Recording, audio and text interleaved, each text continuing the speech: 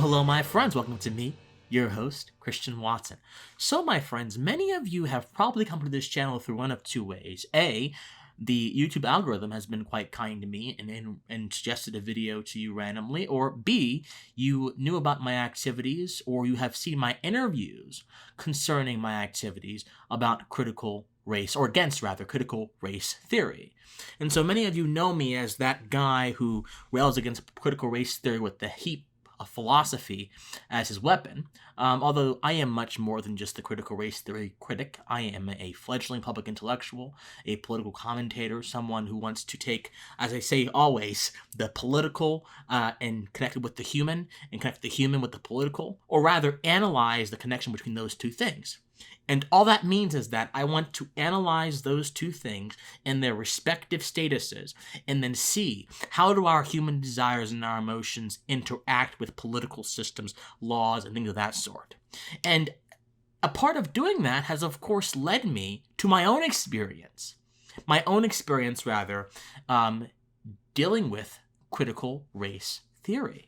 And so I have talked about this in many different instances. I've gone before the New Hampshire state legislature and I testified in favor of a bill to ban critical race theory from being taught as fact in the educational settings. I have gone on channels like Dr. Carlin Borshenko, who I love you, Carlin, and Gothic Vanessa, who I also love her as well. And I have actively pushed and fought against critical race theory in those venues. I am currently the spokesperson for Color Us United, an organization that is pushing against this race orthodoxy and is pushing for a race-blind society. So a lot of my activities right now all are predicated upon beating back race orthodoxy, and one of the children of race orthodoxy is critical race theory. But in all of this, I have talked in an abbreviated way about my own experience with critical race theory, but I've not had a chance to flesh it out entirely. So I'm going to give you guys a little bit more of a fleshed out version of my story about critical race theory victimized me, but hold on. This is the fundamental difference, the epistemic difference between me and the critical race theorists. It victimized me by manifesting through its adherence in a particular setting, which I will explain in a second. But I am not a victim. Get that. Victimization, and this is one of my critiques of critical race theory, victimization is nothing more than a particular action that occurs in a particular period of time. Definitionally, it is by definition temporal. It is fleeting. Now, the effects of victimization can be a little bit more long-term, but victimization does not have to be your destiny unless you're a critical race theorist and you believe that victimization is happening latently, continuously, in every vestige, every legal institution, every political institution in American society. Then you can stretch it out and say everything that we don't like or everything that our ideology deems to be bad is victimization. But I am not a victim, I'm a victor.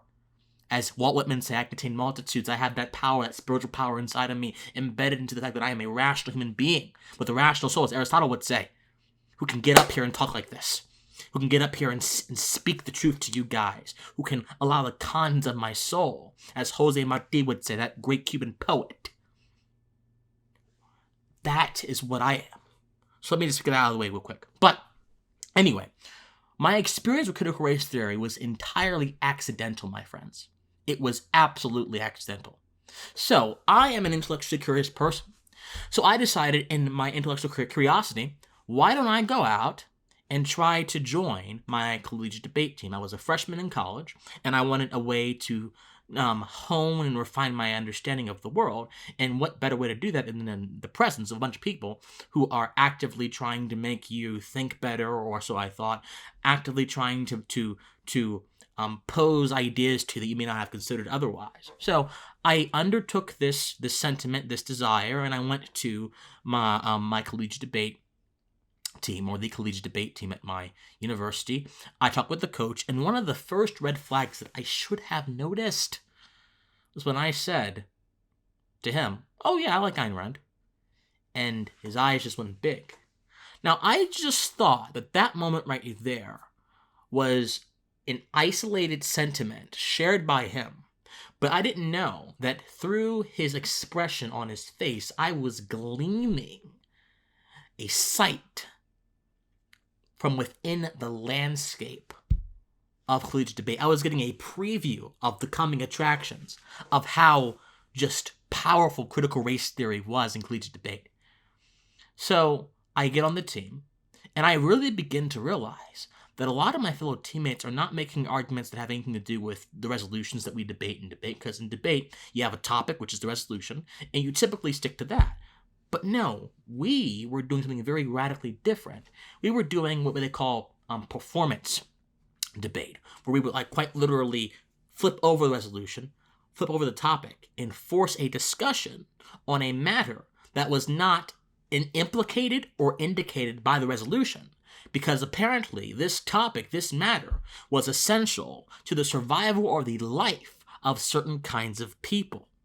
Those were the kinds of cases that I saw a lot of my debate team members, my peers, making. So whether it was using queer theory to say that queer folks are being murdered and killed every single day, and this round needs to be about a referendum on the systems which are killing queer people, or whether it was cases about how black feminists or black women are being commodified because they get sold hair care products, or whether it was cases about how immigrants are being oppressed and they're being rendered under a state of exception by Donald Trump, who's trying to kill them. Regardless of what exactly it was, all of it, every single case except mine, was predicated upon an understanding of individuals not as individuals, but as identities, as classes in relation to power. So, in a sense, I was seeing the results of a ideology that wasn't just critical race theory, it was critical gender theory, it was critical everything. It was critical theory with all of its subgroups manifesting in that space there, but critical race theory also had a big word in it. I cannot tell you how many times I have heard authors like Derek Bell and Kimberly Crenshaw quoted in a debate round. I cannot tell you how many times I've heard the arguments of white supremacy being used to knock down opposing teams, and even being used as a rhetorical ploy against teams who may have been up against minority people to make them seem as if they're insensitive or to make them tread on very thin ice. I've seen it all, my friends. But me, I was talking about the moral and intellectual foundations of the American experiment. I was talking about libertarian spiritualism, how having a understanding that our rights and our rationality are spiritual qualities, meaning they are not immediately apprehensible to my senses unless I manifest them through my will, and then going into how these spiritual qualities form the basis for a just and moral life. And we can understand these spiritual qualities through rationality by using the framework the natural law theorists like Hugo Grotius and Samuel von Pufendorf and people like this give us through their writings. That, my friends, that was my message. And of course, to all of this, I ran up against a lot of arguments that are like, well, what about minority folks? What about black and brown folks? What about this? What about that? And these arguments are, in a debate context, are fine if they weren't the dominant arguments that were being made. My friends, there is quite literally zero intellectual diversity amongst the collegiate debate crowd. Just being quite honest with you. Most of the judges were critical debaters or are left-leaning. And there are some judges, admittedly, that are not critical debaters and who hate critical cases. But many of them are critical debaters. Many of them will use in their weighing mechanisms, their sort of judging philosophies, a sort of devotion to certain ideologies, to certain identities, that pride ideology as the foundational basis of their arguments. For example, I witnessed a round, and I won't say where, but I witnessed a round, and one of the judges was up against a disability case. Basically, a group of people who were arguing that disabled people are being prejudiced against and being attacked by hegemony. And then there was a case where a queer and non-binary person were arguing that their lives, their existences were being destroyed, and that this round was not a round to discuss the topic. This round was a round to discuss a survival strategy for them. So they quite literally turned debate onto its head, using it as a sort of rhetorical ploy, not as a means of finding the truth, but as a rhetorical ploy to get so deep and wrapped up into the minutia of their ideology, and then to tie their own existences into it so as to compel from the judges an emotional response that escapes the very purpose, as I mentioned before, of debate as a means of finding the truth in the first place. And the judge was, you know what, this is a very hard case. This is a very difficult case. This disabled folks matter, but, non-binary people matter, and I just don't know what to do. And I was thinking to myself, Judge, you have allowed these people to inject themselves into a topic that is external to them. You have allowed them to see themselves in everything. I don't agree with this man very often, but Martin Heidegger, and I don't agree with him. He was a Nazi. There were a lot of his philosophy was used in very bad ways. But he said something that is very profound in my opinion. He said in the essay concerning technology that the problem with technology is that man will see himself everywhere. The problem with critical race theory is that marginalized classes who are artificially placed under that moniker see themselves everywhere. And they see their conditions everywhere.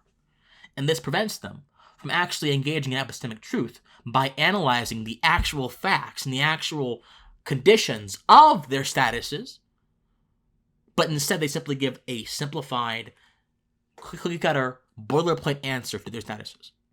They have to be oppressed. They have to be, whatever. Anyway, we're getting to the end of time here. Anyway, the fact that I didn't make these cases was one of the reasons why I think I was so unsuccessful in collegiate debate. But the one time where I won an entire tournament by myself, I was arguing in favor of black supremacy something. I forgot what it was. I was quoting Cornel West.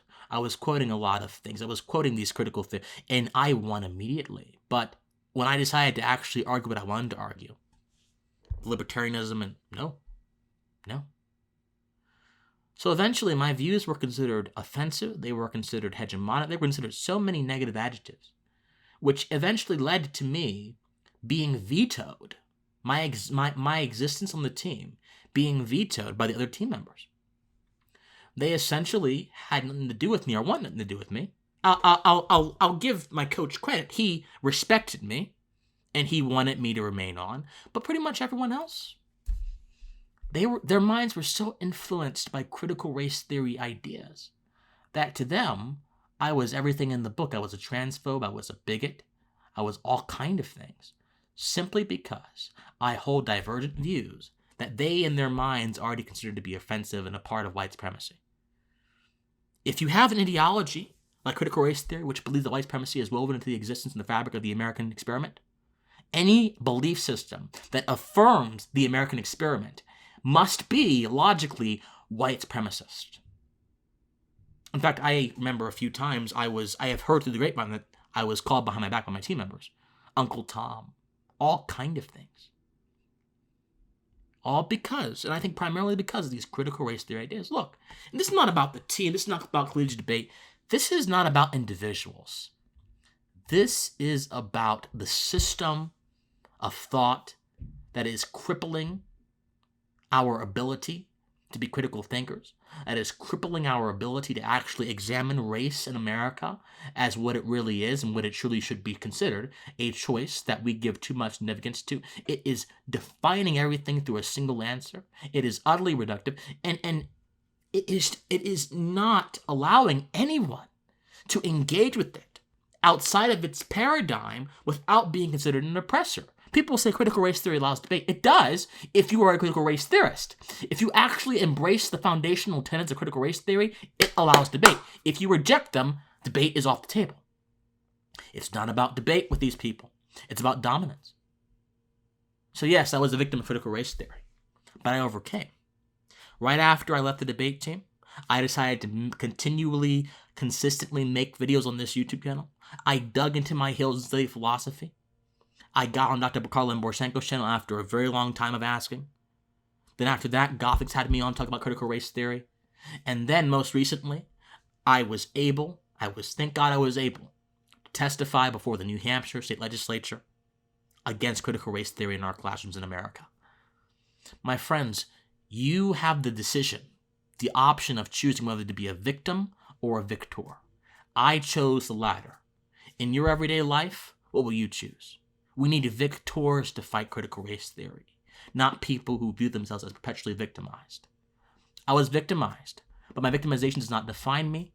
My efforts to escape its impacts define me. Think on it. My friends, I love you. Love you to death. You want to support me? Patreon.com/officialcwatson or PayPal, officialcwatson@gmail.com. Local is coming very soon. Like, share, subscribe, do whatever you can. Most importantly, guys, please stay pensive. Bye, guys.